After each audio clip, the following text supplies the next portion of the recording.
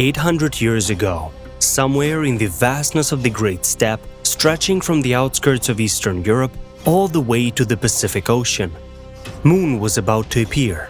It was getting dark. A middle-aged man stood not far from a large ornamented tent and looked thoughtfully into the distant dry land.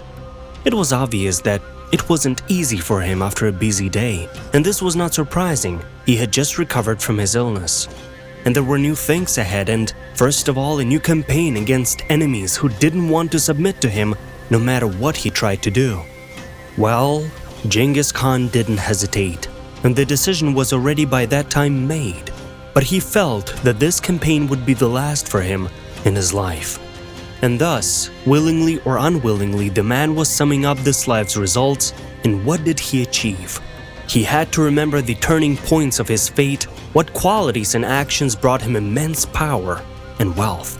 After that intro, we'd like to present Wealth History, the important stories and sagas about what was happening behind the curtains of wealth that was possessed by few, but had control over many. Let's uncover the story of Genghis Khan together. Needs and absence are normal, at least for now. Genghis Khan, by name of Temujin, recalled his childhood on the banks of the Yannan River, where his family lived at the time. Ordinary and unremarkable, ending at the age of 9. Then his father Yasugei Bagatur introduced the boy to a girl named Borti, who was to become his wife in the future. And according to the Mongol custom of the time, he left the boy to live with her family, let the children get to know each other well, and eventually become friends. But he didn't stay there for long. His father was poisoned in a neighboring tribe, and having lost his protection, the boy immediately was laughed off. Borti's father kicked him out, and then the family urgently had to go to the steppe where she hid and lived from hand to mouth.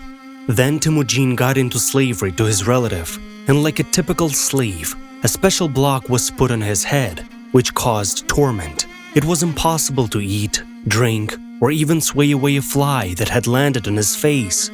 This is when Temujin learned what need and struggle for survival are, but at the same time he acquired a very useful personal trait, perseverance and patience. The ability to bide one's time is the first step on the road to substantial wealth. Ability to look for approaches to influential people. Fortunately though, Temujin didn't resign himself to his fate and managed to escape 3 years afterwards. And then he came to the family of his bride, and her father this time didn't chase the young man away. Soon their wedding took place, and the groom even received a dowry for the bride in the form of a fur coat decorated with swords like sharp teeth. It was an expensive gift, and the young man remembered it well. Your first truly luxurious thing is always especially memorable. We all can agree on that. But a physical thing is just a thing. Much more valuable are the relationships with influential people. Therefore, it soon found another use, as a gift to a relative, the Khan of the neighboring tribe of Togoril. When the well-aged Khan saw a young man who was obviously not rich, he had an expression on his face such as, well, another supplicant has been found. And he decided to escort him home after a formal approval of entering his place. But Temujin unexpectedly laid out a valuable fur coat in front of him, bowed as a sign of utmost respect, and said, "This is for you as a sign of respect from your brother-in-law Yasugei, my father." Togoril leader was so impressed by this that he began to support him and help him with military force. Such an act clearly showed that although material values are important for Temujin, there are more important things than them, and he is able to make a sacrifice of his valuable items. And first of all, he knew that power cannot be retained without loyal allies. Another way of saying it, the future greatest Khan of Mongols acquired another valuable personal quality, the ability to win people over. Someone can be disposed with money, someone with gifts, and someone with attention. When you're in distress, just count to 10. At that time, it seemed that the dark days were in the past. The influence of the young Temujin began to grow and new people joined him. But then the Merkits clan intervened. The warriors of this tribe attacked the camp when most of the men were absent from it, and not only took good prey, but also took their beloved Borti with them. Even now, the powerful ruler's fists clenched without his control. He remembered well the anger that gripped him after his return, the overwhelming hard emotions. But in any emotional situation, Genghis Khan didn't act in the heat of the moment. He just waited for roughly 10 seconds, curling his fingers behind his back.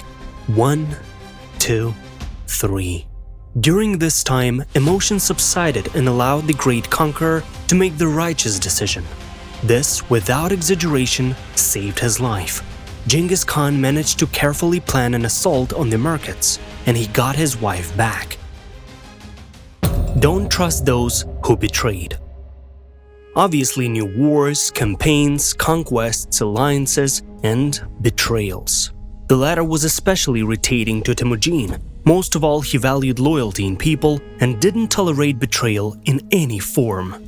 One day, the soldiers of one of the hostile Khans came to him and asked him to receive them, bringing with them the head of their clan master, and it was hard to imagine their surprise when he ordered them to be executed. "But why? Why?" the eldest of them asked. "But we helped you, isn't it?" "For betrayal," Temujin replied. "You're probably going to try to cut off my head when I'm in the same weakly guarded obstacles. I don't want such untrustworthy people who set a bad example for other warriors." Comrades in arms are of great value.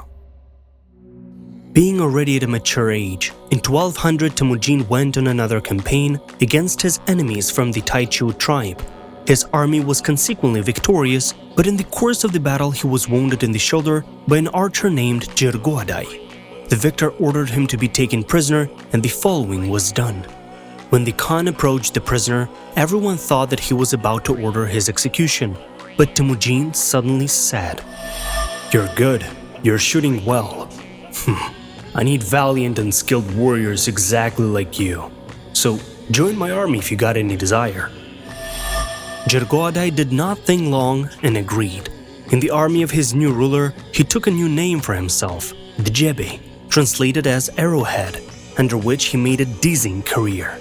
5 years later, he was already a thousander, and in 1218 he became a Temnik, that is, the commander of the largest single unit of the Mongol army, the Tumen. It had 10,000 warriors in its ranks. As a result, Djebe went down in history as one of the best commanders of Temujin. Thinking of this phenomenal archer, the shaker of the universe couldn't help but wonder how he was there now in the eternal blue sky. However, he will soon be able to ask him this question personally. The main thing is not in the external. Yes, Temujin has always valued people not by their origins, but by their personal qualities and abilities. Its most famous general, Subedai, was the son of a simple blacksmith by birth and rose to prominence solely through his military talents.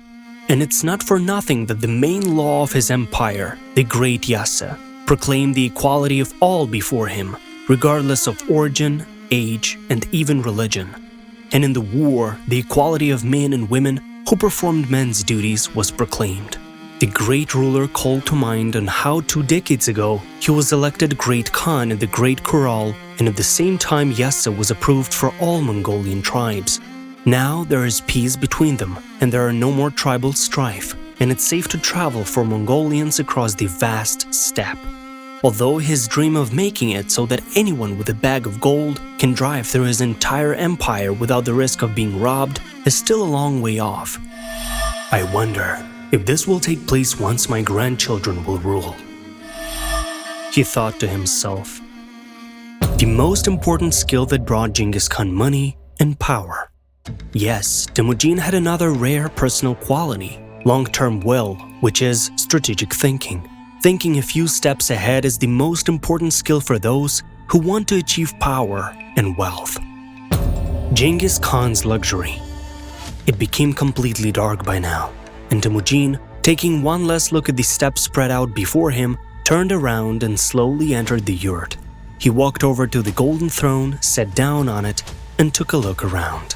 His gaze lingered involuntarily on the golden armor that he carried with him, but he wore very rarely. But he often drank from a golden cup made for him by Chinese masters, especially when receiving ambassadors from other nations. sometimes it was wine, but for the most part it was kumis. A Mongol at the end remains a Mongol at heart, even after becoming the greatest Khan. Yes, the Shaker of the Universe can be called the richest man of his time out of all rulers. From China alone, his warriors took away a huge amount of all sorts of valuables, gold items, precious stones, and etc. Historians estimated them at hundreds of tons. Obviously, all of them were wished for trophies by many and pleasing to the eye, but most of all Temujin valued huge herds of horses, a traditional symbol of wealth among the tribes of the Great Steppe. And he had a lot of horses, according to modern estimates, at least 250,000 heads. A stark contrast to the time when he was a poor and persecuted teenager, forced to barely cooked fish to survive. Though gold and silver wouldn't hurt either. And perhaps it's worth melting down most of the jewelry from them into pieces of gold, and then hiding them in unknown places. And not to leave all this to my children.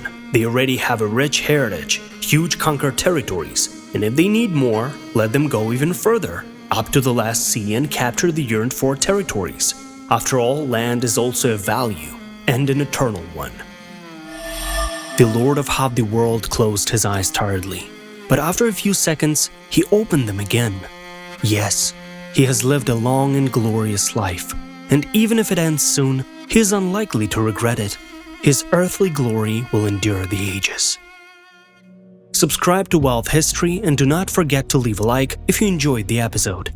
See you later.